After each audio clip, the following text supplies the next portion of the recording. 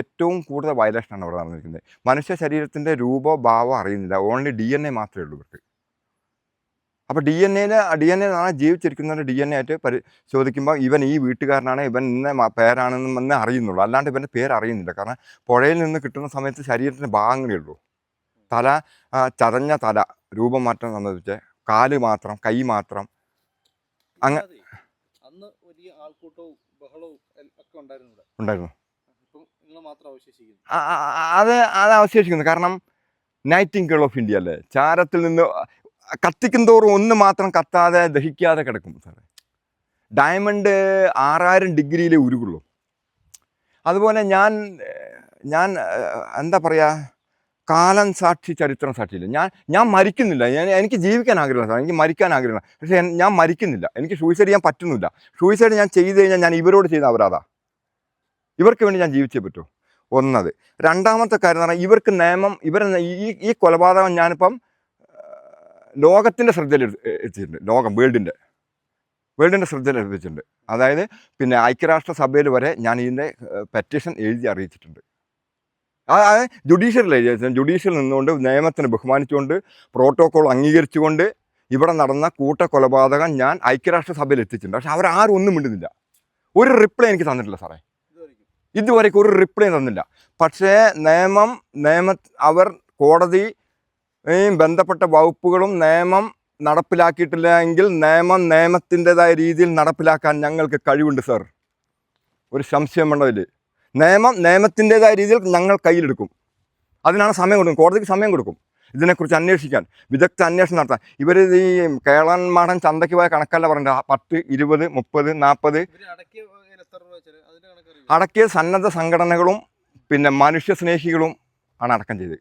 സർക്കാരിന് ചിലവായിട്ടാണ് പോലീസിന് ശമ്പളം കൊടുക്കാൻ. പോലീസിന് അല്ലെങ്കിൽ ഇവർ ശമ്പളം കൊടുക്കുന്നുണ്ട്. പോലീസിന് വെറുതെ എന്നാലും ശമ്പളം കൊടുക്കും, ഡ്യൂട്ടി ചെയ്താലും അവരുടെ സാലറി ഫിക്സ്.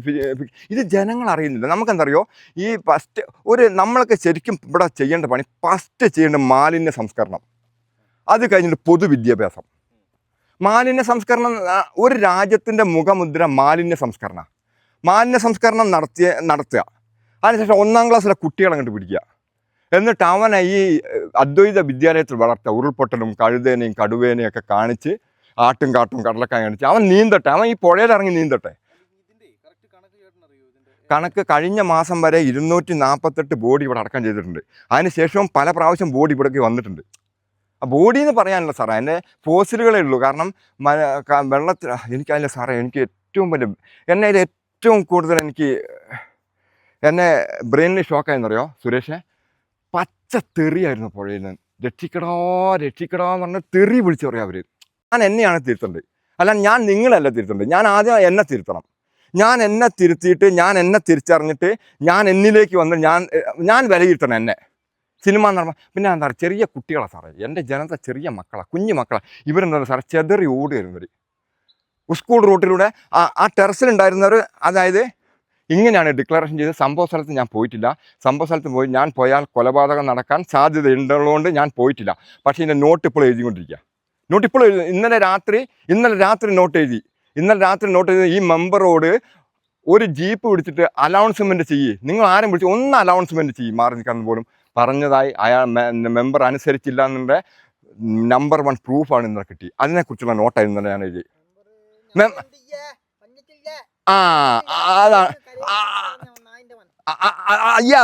സാർ, അത് നമ്മളെന്നെ ജനകീയ കോടതിയിൽ അല്ല, ജനകീയ കോർട്ട്. അതാണ് ശിലാഹൃദയം. അത് കറക്റ്റാണ് സാർ, ശിലാഹൃദയം. ഹൃദയം ശിലയാണെങ്കിൽ ഒന്നും ചെയ്യാം സാർ. ശിലയിൽ ഞങ്ങൾ നല്ല എഡ്യൂക്കേറ്റഡ് ആണ്. ഞങ്ങൾ ശിലയിൽ നല്ല രൂപം. മുഖ്യമന്ത്രി കഠിനശിലയാണ് അദ്ദേഹം. പക്ഷെ ആ കഠിനശില എനിക്ക് ആവശ്യമാണ്. ഞാൻ അതിൽ നല്ല സ്ത്രീരൂപം കുത്തും. നല്ല സ്ത്രീരൂപം വെല്ലി വടിവത്ത മീനാക്ഷി കല്യാണം ഉണ്ടോ സാർ, സ്ത്രീരൂപം കുത്തി ഞാൻ ജനതയ്ക്ക് കാണിച്ചു കൊടുക്കും. മലയാളികളുടെ ക്വാളിറ്റി അതാ. World number 1 Malayali. മലയാളിക്ക് പറയുമ്പോൾ തൊഴിലില്ല, കാര്യമില്ല. പക്ഷെ വേൾഡ്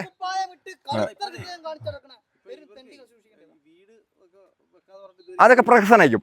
ഇപ്പോൾ DNA പ്രഹസനം, പോസ്റ്റ്മോർട്ടം പ്രഹസനം, അടക്കം ചെയ്തത് കുറച്ചൊക്കെ തെളിവുകളുണ്ട്, കുറച്ചൊക്കെ തെളിവുകളില്ല. ഇനി 2 വീട് കൊടുക്കൽ പ്രഹസനം. അതായത് വീട് വിട്ടു കൊടുക്കരുത് പറഞ്ഞിട്ട് HML-ഉം പിന്നെ എൽസൺ എസ്റ്റേറ്റും കോടതിയിൽ പോയിട്ടുണ്ട്. ഇവിടെ ഒരു ജുഡീഷ്യറി ഉണ്ട്, കോടതി വിധി നടപ്പിലാക്കാൻ സൈന്യം ബാധ്യസ്ഥരാണ്. ഉറപ്പല്ലേ? ആ ഫണ്ട് വന്നതിന് ഇപ്പം ഇവരെല്ലാവരും കൂടി ഇപ്പം ബീവറേജിൻ്റെ ബ്രാൻഡ് ഷാപ്പിൻ്റെ അടുത്തൊരു ബാങ്ക് തുടങ്ങിയിട്ടുണ്ട്. എന്നിട്ട് നിങ്ങളെപ്പോലത്തെ നല്ല മനുഷ്യന്മാർ കൊടുത്ത പൈസ ബാങ്കിലേക്ക് വരുമ്പോൾ അവിടുന്ന് പൈസ മേടിക്കുക, ബീവറേജ് പോയിട്ട് തൊട്ടടുത്തടുത്താ ഒന്ന് മദ്യപിക്കുക, കുറച്ചും കൂടി മദ്യപിക്കുക. പിന്നെ ലോട്ടറി ബിസിനസ്സും നടക്കുന്നുണ്ട്, നല്ല ലോട്ടറി കച്ചവടവും നടക്കുന്നുണ്ട്, നല്ല പിന്നെ മദ്യ ബിസിനസ്സും. അത് ബിസിനസ്സാണ്, ടോട്ടൽ ബിസിനസ്. അപ്പം അതെ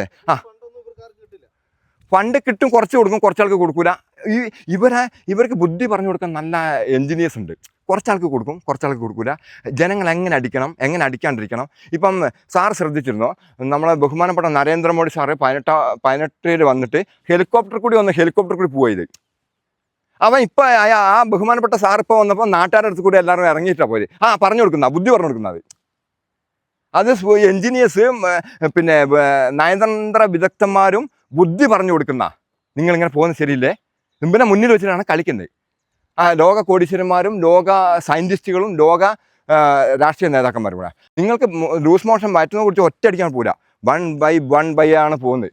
അങ്ങനെ വന്നിട്ട് ഇവരടുത്ത് എത്തുമ്പോഴേക്കും പുഴയിൽ നിന്ന് ഇടിമിന്നൽ പോവാണ് മുകളിലേക്ക്. അത്യുഗ്ര ശബ്ദത്തോടുകൂടി അവർ ഭ്രമിച്ചു, അടിച്ച് അവരെല്ലാവരും പോയി എന്ന് പറഞ്ഞു. അതായത് എൻ്റെ മകൻ എന്ന് പറയാം, എൻ്റെ മകൻ 11 മണിക്ക് പിന്നെ ചൂരൽമല ചെന്നപ്പോൾ ചൂരൽമല അങ്ങാടി മുഴുവൻ നിറച്ച് ചെളിയായിരുന്നു.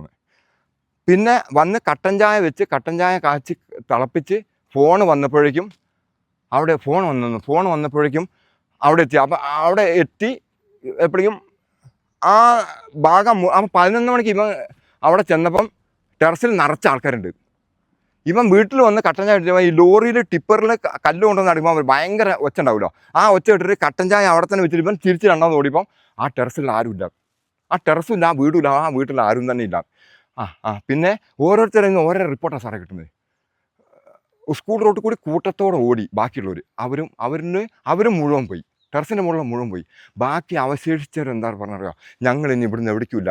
അവർ പറയാൻ പോലും പറ്റാത്ത രീതിയിൽ അവർ മാനസികമായി മരണത്തിൻ്റെ അതെന്ന് പറയാം കോമ സ്റ്റേജിൽ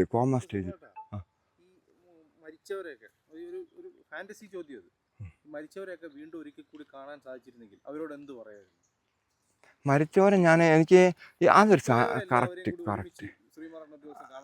അത് കറക്റ്റ് അല്ല, അടിപൊളി ചോദ്യം. പക്ഷെ അതൊരിക്കലും കഴിയില്ല, അതെനിക്കറിയാം. അത് ആ ഫാന്റസി ചോദ്യം എന്ന് പറഞ്ഞാൽ അവരെ കൂടെ അവരെയും കെട്ടിപ്പിടിച്ച് മരിച്ചെങ്കിലേ അത് ഇത് 2 ഉണ്ട്. ഒന്ന് തിയറി, പ്രാക്ടിക്കലും, രണ്ടും വളരെ ഇമ്പോർട്ടൻ്റ് ആണ്. തിയറി എന്ന് പറഞ്ഞാൽ സുരേഷ് മേപ്പാടി എഴുതിയിട്ട് നീന്തം പഠിക്കുക. പിന്നെ രണ്ടാമത് പ്രാക്ടിക്കൽ എന്ന് പറഞ്ഞാൽ സുരേഷ് മേപ്പാടി ഇവിടെ വന്ന് പുഴ ചാടിയിട്ട് നീന്തം പഠിക്കുക. ഇത് രണ്ടാ. പക്ഷേ സുരേഷ് മേപ്പാടി ഇവിടെ ചാടിയിട്ടാണ് നീന്തം പഠിക്കേണ്ടത്. ഉണ്ടാവില്ല. അപ്പം എനിക്ക് ഒന്നിച്ചെനിക്ക് കാണാൻ പറ്റില്ല. പക്ഷേ ഞാൻ ഇവരെ ഒന്നിച്ചിട്ട് എല്ലാവരും കണ്ടിട്ടുണ്ട്. ഇവരെ കൂടെയാണ് എനിക്ക് 49 വയസ്സാകും. ഈ 49 വർഷവും ഞാൻ ഇവരെ കൂടെ ജീവിച്ചു. ഇവരിൽ ഞാൻ അറിയാത്ത കുറഞ്ഞ ആൾക്കാരേ ഉള്ളൂ വിരുന്ന് വന്നത്. ബാക്കിയുള്ളവരെല്ലാവരും ഞാനൊരു മൂട് കീറിയ ട്രൗസർ ഇട്ട കാലം മുതൽ ഇവരെ കൂടെ ഒന്നിച്ചിട്ടാണ്.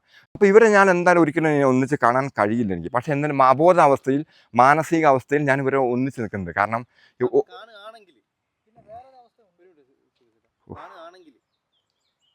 കാണാൻ കഴിയുമോ സാറേ?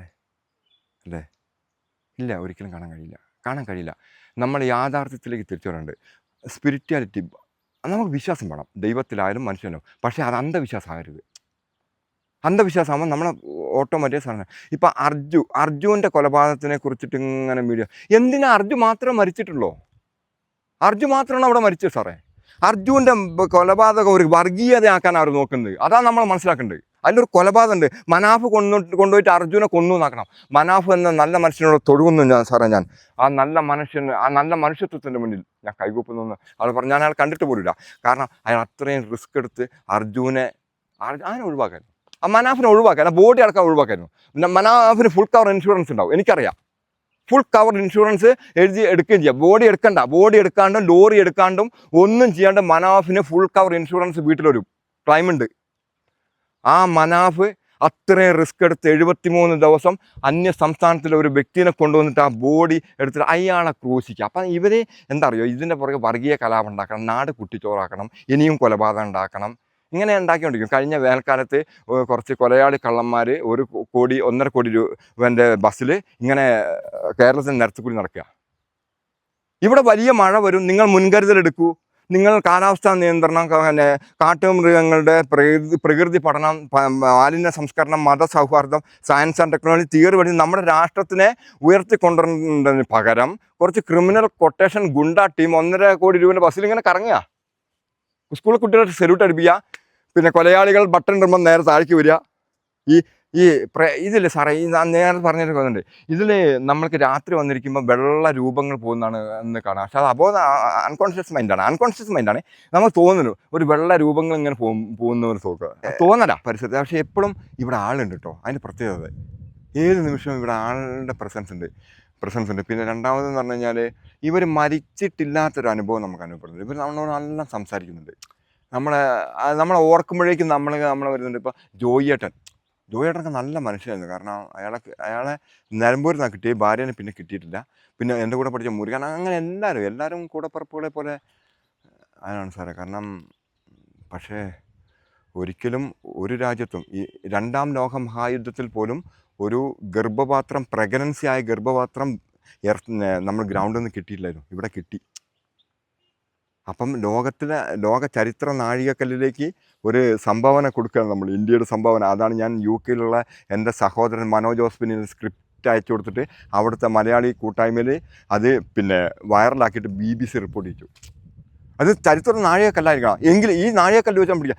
ഇതൊരു വാറാണ്. ഇത് മക്കളോട് ഞാൻ പറഞ്ഞുതരാം. ഇതിൽ നമ്മൾ ഈ നവോംസകങ്ങളെ നമ്മൾക്ക് വക വരുത്താനേ ഉള്ളൂ. പക്ഷെ നമ്മൾ വക വരുത്തി കഴിഞ്ഞാൽ അത് ആ പേരും പറഞ്ഞ് നമ്മൾ ഒതുക്കും. ഇവരെ ജനങ്ങൾക്ക് ഇട്ടുകൊടുക്കുക. ജസ്റ്റിസ് ഫോർ പീപ്പിൾ കോർട്ട്, ജനങ്ങളെ ഉണർത്താൻ ഉപയോഗിക്കുക. ഇവർക്ക് ഗോഡ് ഓഫ് ഓണർ, ഇവർക്ക് സെല്യൂട്ട് അല്ല സാർ, ഇവർക്ക് ഞാൻ ഗോഡ് ഓഫ് ഓണർ, എൻ്റെ ഗോഡ് ഓഫ് ഓണർ ഇവരുടെ കൂടെ ഉണ്ടാവും സാർ. ആമഡ് അല്ല എങ്കിലും എൻ്റെ ഗോഡ് ഓഫ് ഓണർ. അതെ, പഴയ ഒരു എക്സ് പട്ടാളക്കാരൻ്റെ പിന്നെ എനിക്ക് ഒരു എക്സാർമി. പക്ഷേ ഞാൻ അട്ടനെ കണ്ട ഓടൂല, കുരങ്ങൻ ചാടുമ്പം വെടിവെക്കൂല. എൻ്റെ ശരീരത്തിൽ എപ്പോഴും അട്ട കടിച്ച രക്തം ഒലിച്ച പാടുകളും അല്ലേ സാറേ, അല്ലേ? അതെ, ഇത് ഞാൻ എൻ്റെ മുറിവ് ഞാൻ ആരെയും കാണിക്കുന്നില്ല. എൻ്റെ വേദന ഞാൻ അട്ടനെ വെടിവെക്കുന്ന പട്ടാളക്കാരനല്ല ഞാനെന്നും. അതെ.